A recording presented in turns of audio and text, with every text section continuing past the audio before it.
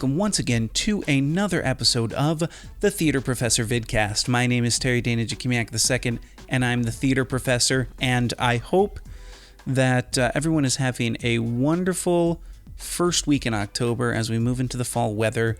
The leaves outside are changing. You can't tell now because it's nighttime, and well, if you go outside, it's going to be pitch black, but it is beautiful fall weather, and this is a beautiful time of year to actually sit outside, sketch a little bit, paint a little bit. I live up in Pennsylvania, so we actually have 4 seasons.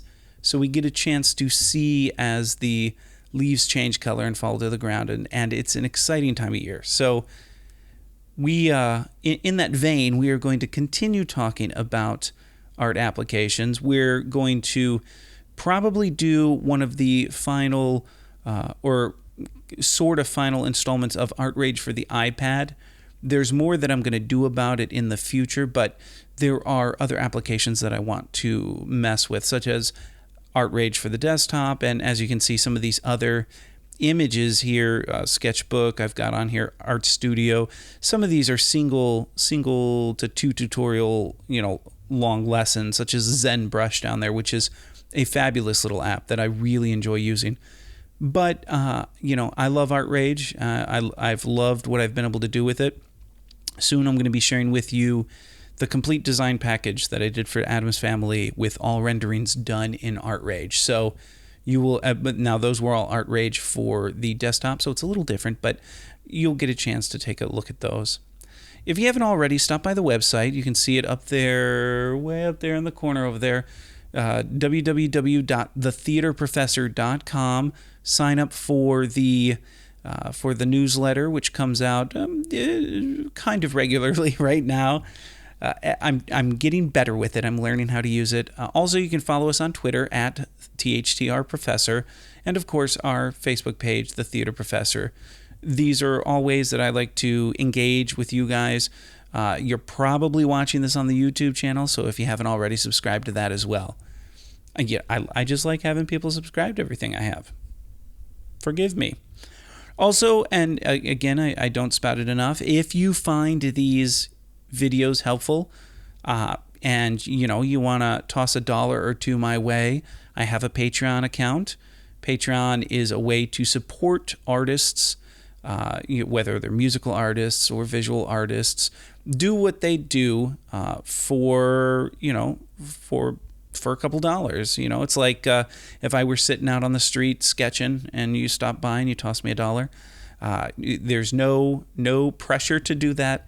I have a full-time job. A lot of the extra money that I do make tends to go back into making these tutorials, whether it's, getting a second video screen so I can work on a couple things at the same time, or, purchasing software like Corel Painter, which is hopefully in my queue in the future.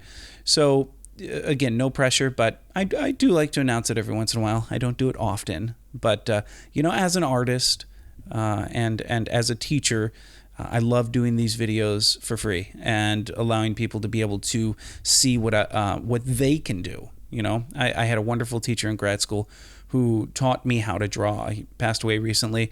Amazing man, Larry Koshansky. And prior to grad school, I couldn't draw.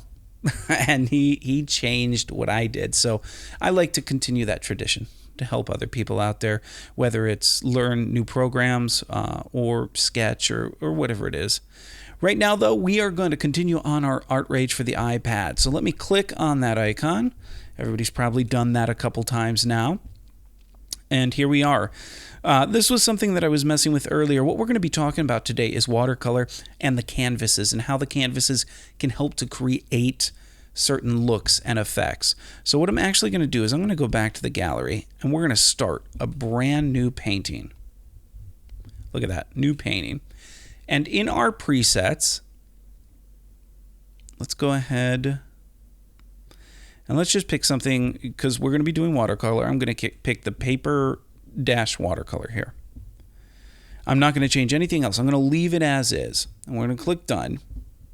And here we are at the basic setup for paper watercolor. I'm going to switch over to my watercolor brush. We'll just start with a very simple brush right now, delicate on dry, nothing major. I'm going to pick a very basic color such as, let's go blue today, and let's go kind of mid-blue. There we go. All right, so we're set up, and I'm going to increase the size of my brush. If you don't know the way to increase the size of the brush, right now what I'm doing, 3 fingers on the tablet, and I'm moving up and down, okay?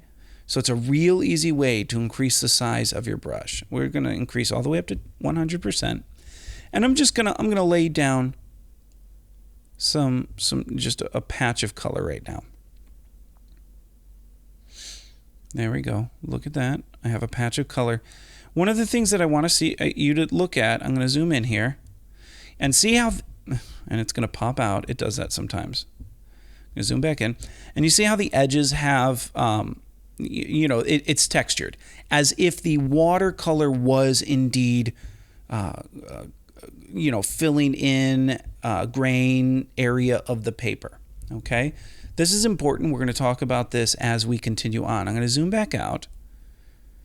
I'm going to grab a different color, red, of course. And I'm going to come over here, and and as soon as you see these two touch, that texture goes away. Okay, so now we have a nice smooth combination in the center. But we do have the texture all around. So there's a couple of ways you can play with the texture. And one of the ways is, of course, to use your palette knife. Now I have, let me see if my settings was saved. That wasn't even English. Let me see. Yeah, okay. So right now, you can see what the edges look like when I use my palette knife. These are my settings currently. And I adjust the settings. So take a look. I can't zoom in on that, unfortunately. I might be able to in post-editing. We'll see. But you can see my size, 67%, pressure 57, fall off 50, drip size 100, drip spike 57, drip spread 41, and color drag 100. And what I'm trying to do is I'm trying to emulate right now what Watercolor does. What Watercolor does at the edges, as it falls off if you're dealing with a wet paper. And if this is me going down the center, trying to mix that red and the blue together, and you start to get a nice purple there, right? We learned how to do all that mixing. So if I were to, I could stay here and I could stay on one layer and do all of this painting. Exciting, kind of. But this is where the real power comes in. If we go into our layer, first thing that I'm going to do is I'm going to change my blend mode to multiply. And then I'm going to add a new layer. And I'm going to change that blend mode to multiply. And then I'm going to grab some colors. Let's grab red. And I'm going to go over top of the blue over here in my new layer. Got to remember to switch to watercolor brush. And you can see it does not mix with the layer underneath, right? So what that means is that I'm starting to create a purple over top of where that blue is. So you see the blue, you see the red, you see the purple, but it is not mixing. And this can be useful depending on what you're trying to do. There's also a watercolor setting. As you can see there, what I found is with the watercolor setting, your top layer is a little more opaque. And so if you take down the opacity, it can read a little better. So that's right there. We're at about, here, let me do it this way. Go to 75%. There we go. And that's not too bad either. I found that though when I'm generally working, the multiply at full opacity is fine for me.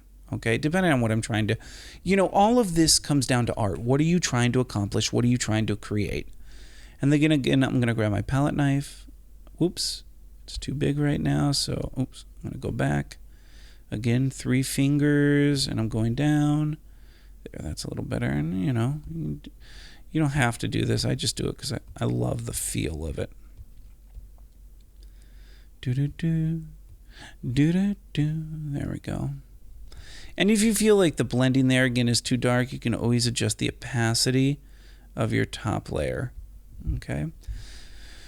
All right. And I'm going to jump back to watercolor right now just to kind of play with it because I haven't played with it as much as I'd like to. I'm curious to see what the watercolor does. Now, there's another thing you can do. Right now, we've been using the same paper the entire time, right? We haven't changed anything. Well, believe it or not, if you change the paper, you can change the texture. So I'm going to actually add a new layer. We're going to put it on multiply. I know, I keep going back and forth. I can't make up my mind. And then down here in the bottom, I'm going to adjust my canvas settings. And let's just do presets for now. We're not even going to get into special things. I'm going to scroll down. And I'm going to find, where's the one I played with earlier? Special Sandy. Is that the one? Yeah, Special Sandy is one of them. I'm going to click on that. Now, what this does is, it doesn't directly affect what you've already put down. It does create a texture underneath your paints, as you can see there, but it doesn't change how your paint has already been laid down. Instead, what it will do is it will adjust new paints that you put down. So I'm going to put down a green right here. You see that? The texture on the underneath is affecting my green overlayer. And then again, I'm going to come around the outside I really like blending the outside edges. Kind of a geek like that. Not all the time, but. So you can see now I have some texture on the inside. And if you take that, so let me go yellow. I'm going to go over the blue this time. Notice that it still picks up the texture, and we are indeed blending over top of that blue. And again, I'm going to come here, maybe do a little bit of edging. Now, one of the things that I will tell you is I will not leave my finished painting like this. In the end, what I would end up doing is go back to canvas settings, going to my presets, and using something like the watercolor paper. And notice that my texture remains where the green and the yellow were. So let's add a new layer. Again, we'll switch it to multiply. Multiply, we're gonna multiply.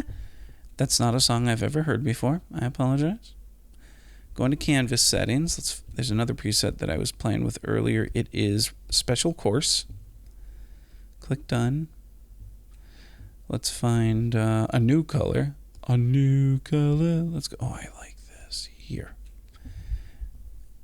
And switch to the right brush. And you can see, again,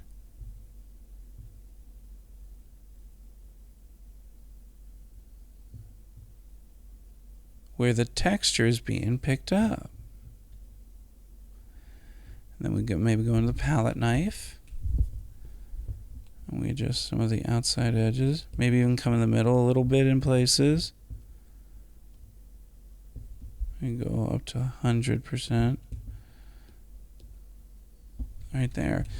And then again, in the end, as I finish my painting, I come back, change my preset back to say watercolor paper. Click Done. And there we go.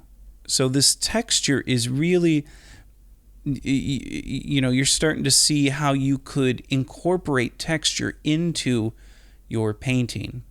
Now, Artrage for the desktop does it in a different way, and when I start those tutorials, you'll learn those ways. So these are specifically, so I originally learned how to do the texture on Artrage for the desktop, and I've been trying to figure out a way to come close to duplicating that same feel in the iPad version. And so this is what I've started to play with. And if you look at, let me go back. I'm not going to save this. Back to gallery. Don't save. If you go back, here's your Book-a-Doo. What you wanna move to this one right here. You can start to see where it starts to feel more like watercolor. Now, this is where I'm going to kind of go a little bit on a rant. Okay, well, soapbox. You know what I'd like to see? I'd like to see the Doctor on a soapbox and just kind of go off. I mean, he does it sometimes in his episodes, but like literally standing on a soapbox. That would be a nice sight gag. Understand that when you're using a digital medium, such as the iPad or your desktop, that it is for me, okay, it is a different art form. Now, I love watercolor. Like, if I could, I would sit and just do watercolor all the time because for me, that's a ton of fun. Unfortunately, the job that I do, designing scenery for theater, designing costumes for theater, I don't always have the amount of time that I would like to do watercolor renderings. I find that the digital process is much quicker and I can get my things to my director. Now, I try to emulate natural media, whether I'm doing it in Artrage or Procreate or any other type of art, digital art program. But I understand that my workflow is going to be different. For example, I can't sit here and tilt my iPad and watch my watercolors run down. It doesn't work that way. And so to create those same sort of effects, I have to do it manually if I want it to happen. Sometimes I don't want it to happen. You know, it all depends on what I'm doing. So let's go back. I'm going to go back to gallery. We're going to start a new painting again. And let's pick now I'm going to show you, you can also adjust the grain and pick your grain separately. So if I hit the grain button, let's pick something pretty rough, like lumpy paper. We're going to take the roughness to 100%. We click done. We grab our watercolor brush. We pick a Purta pink. We make sure our brush is at 100. And we start to lay it down. See, that's kind of fun, right? Or is it just me? Am I the only one who thinks that? No, Terry, we like it too. It's most enjoyable. So we get down our pink, and again, I love blending some of the edges out. You don't necessarily need to blend all the edges out. It depends on what, my watercolors, when I generally work, I like to blend. I'm a big blender. But there are times that I love the idea of a harsh line over top of another line. So, going in and, I'm going into my paintbrush and using, for example, dried strokes, which I'm going to adjust it just a little bit because I don't want as much thinners in it. There we go. And then we can there we go. We come back over. We get some nice dry strokes over each other. Let's see. Always increasing to 100. I took my thinners down just a little too much. Let's see what that's like. Maybe it's a color. There we go. Now we're getting some overlap. Okay. And again, maybe go in with, maybe just blend a little bit. You don't have to blend it all. For me, I like the feel of it. So we're, and then we come back in. We add another layer. We switch that layer to multiply. I'm going to even just leave the same color. Okay. So we're using the same color. You can see. And again, come in and maybe. And you can see, just like that, it starts to feel like a watercolor. I love it. I love that. It's a different process. You have to go in a different order on how you do things. But I already did that, didn't I? It's a lot of fun. And that for me is what's important, is that when I'm I didn't do models yet. When I'm creating these pieces, whether it's for work or whether it's for enjoyment, it has to be fun. If it's not fun, then I don't want to do it. Oh, this is really rough. Let me go back in, rough, and reduce the roughness to like 37% and see how that changes things. See? So just changing the roughness itself too, the percentage can change how your watercolor is. And see how that's starting to, oh man, that is starting to feel like watercolor. I'm having too much fun. So if at any point you get bored with me talking, you can stop watching. And there we go. There we go. And then maybe we add another layer. Again, we switch it over to multiply. Again, we grab the brush. And again, we come over. And I just want to leave the end. There, oh, there we go. There we go. Look at that. Look at that. I don't know what I'll call this. I'll call this, I'll name it after my daughter. How's that sound? Because this reminds me of her. The rusty blood color down here, not so much, but the pinks. She likes pink. She's 3. 3? Yeah, she's 3. Don't you hate that? You know you're right when you say it, but then you think to yourself again, wait, am I right? She's 3. She's adorable. She likes art. That's good. I like that too. There we go. And then again, in the end, what I do is I come back, go to my canvas settings, and for me, again, I like the paper watercolor, click done, and we have a piece that looks really nice. I mean, the way it the piece isn't done. This isn't a piece I'm going to try and sell right now, but the feel and the recreation of the feel of watercolor in a digital format is really quite enjoyable. And you can do this, you can do this with any of the mediums. So let's turn these off and we add a new layer. And let's grab, for example, the chalk stick here. So you can see how that's falling right here. And then let's go back in. And this is one where I think if we go in and up the, or change the, let me do this. Let me come here. Modeled. Let's see I'm curious because we're at 100% right now. See, and that, you get some really nifty texture in there. Now, one of the things, and I saw this on the forums, one of the things you have to be aware of, when you want to print this out, you have to be aware that there is a natural lighting to the piece, okay? So there's the canvas lighting, which looks good in a digital format.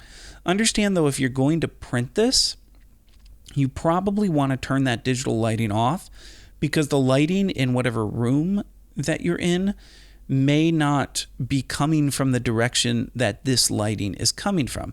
The lighting here is coming in this direction. Oops, I didn't mean to hit that. Sorry. It's coming from this top corner down like this. Okay?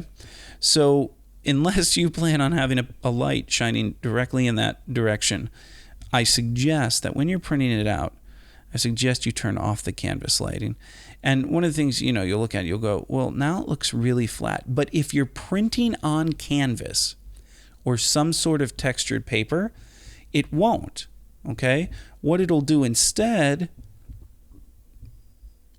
so we take this, all very textured, you print it on a textured piece, and it'll almost feel as if it was painted directly on that textured piece, okay?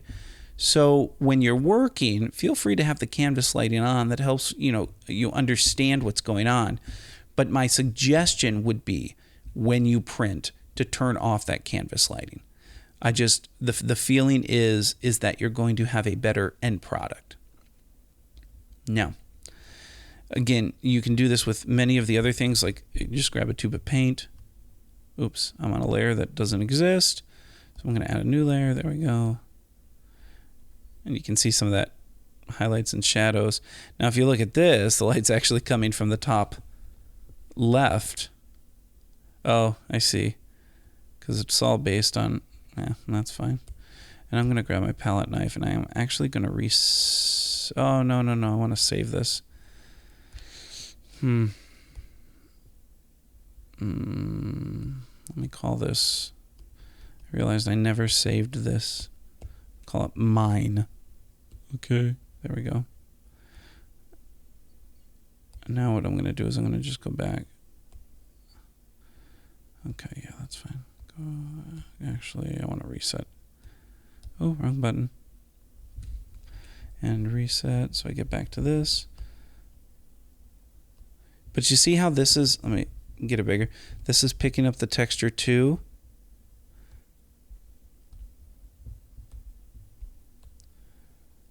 And again, the texture won't read if you turn off the shadow or turn off the lighting, except where you lose.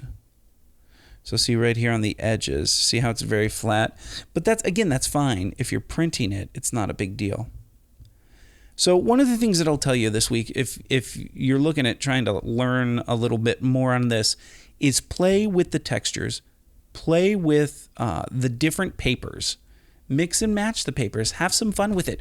See what you can create and come up with to emulate either real media or brand new media, because it's up to our creativity, right? It's up to us to kind of have some fun and create new things with this digital medium. So what I'd ask is, if for those that haven't seen, I've already started posting. People who send me their work, I'm putting you guys up on the website. So if you'd like for me to showcase your work, please send me an email, and I would be more than happy to do that. I love letting other people see what they're doing. Again, this is going to be my final iPad for the, I always say that, my final iPad for the Artrage. My final Artrage for the iPad tutorial for a while, unless I get very specific questions. If somebody asks me questions about how to do things, I will answer them. What I'm going to do next is I'm going to move into, I'm going to do two things. I'm going to actually start doing two tutorials a week. One will be on Artrage for the desktop. The other one's going to be finishing up looking at these other art apps that I have. Specifically, the ones that I want to go through with you are paper, bamboo paper, ZenBrush, Orion ink down here, which is really kind of nifty, and then eventually into Sketchbook, Art Studio, and brushes, which are some bigger products. So I'm going to hopefully hit all of these within the next couple of months. Now, if anybody has a favorite in here, something that you use that you'd like me to go through first, let me know. I'm going to be learning some of these as you learn them. So would love to hear if there's any of these specifically that you're interested in. And again, I'm going to be working on Artrage for the desktop. So those are kind of my plans with my video tutorials. I'm working on making the video tutorials better, a little cleaner, a little more interesting. Now, final thing. If you stopped by my live webinar the other day, I was dumb, did the entire webinar, and realized at the end that my mic was having problems. So it was a completely silent webinar with me talking and nobody hearing anything. I've learned my lesson, and I now know how to fix that. So I'm going to look at doing another live webinar, probably next weekend. If you're interested, please sign up at the website, because that's how I'll be letting people know. Again, the website's www.thetheaterprofessor.com. Sign up at the website. I'll be sending out email blasts that way in regards to it, so that you know when it's coming up. And let me know if you'd prefer it to be in the evening, or say like Saturday afternoon or Sunday afternoon. I'm really interested in trying to get more people to attend that and be able to answer people's questions. We went just in my silent version this past week, we went about an hour. So that's roughly what I think I would do again. So my name is Terry Dana Chikimiak II, and I am the Theater Professor, and this has been another Theater Professor vidcast. Have a fabulous weekend, and continue to enjoy your art.